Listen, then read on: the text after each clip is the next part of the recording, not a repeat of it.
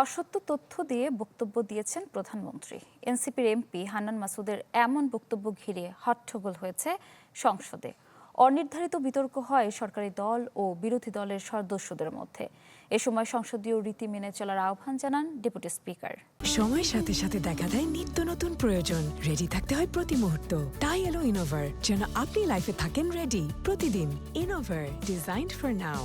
বিসমিল্লাহির রহমানির রহিম। ত্রয়োদশ সংসদের দ্বিতীয় অধিবেশনে রোববার বাজেট আলোচনা।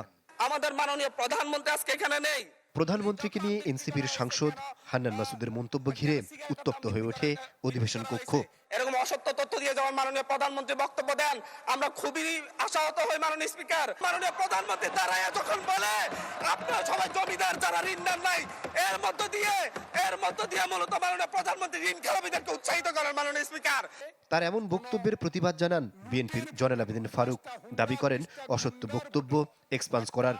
সুষ্ঠু ভোটের মাধ্যমে সংখ্যাগরিষ্ঠ অর্জন করে সরকার গঠন করেছে। তাই আমরা আজকে যে অসত্য সংসদ নেতা নিয়ে অসত্য কথা বলেছেন, এটা এক্সপান্স করার জন্য আপনার কাছে বিনীত অনুরোধ জানাচ্ছি। তবে প্রধানমন্ত্রীর সমালোচনা গণতান্ত্রিক চর্চার অংশ দাবি করে কথা বলেন বিরোধী দলীয় চিফ হুইপ। পরে এ প্রেক্ষিতে জবাব দেন স্থানীয় সরকার মন্ত্রী। অবশ্যই ওনাকে আমরা সম্মান করি, উনি জিয়াউর রহমানের সন্তান, খালেদা জিয়ার সন্তান, প্রাইম মিনিস্টার, সংসদ নেতা, কিন্তু তার মানে এই না যে তাকে নিয়ে কোনো কথাই বলা যাবে না, তার কোনো বক্তব্যের সমালোচনা করা যাবে না।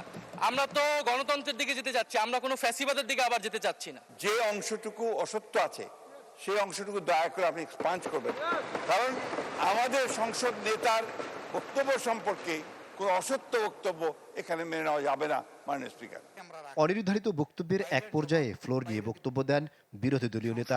তাগিদ দেন বাইরের কোনো বিষয়কে সংসদে টেনে না আনার। তবে এটা সত্য, এটা অসত্য, এই ঝগড়ায় যদি আমরা যাই তাহলে অনেক কিছু আমাদের জন্য হয়তো বা লজ্জাজনক হয়ে যাবে। আমি চাচ্ছি না কারো সম্মানের সাথে এই লজ্জাটা লেগে থাকুক। এই জন্য আমি অনুরোধ করব, এই বিষয়ের পুরাটাই আপনি এখান থেকে ইগনোর করুন। দ্বিতীয় দফায় কিছু বলতে চাইলেও পরে আর হান্নান মাসুদকে ফ্লোর দেননি স্পিকার। আহ্বান জানান সংসদীয় রীতি মেনে কথা বলার। এটা শাহবাগ চত্বর নয়, জাতীয় সংসদ। আহমেদ সোহাগ, চ্যানেল 24, ঢাকা।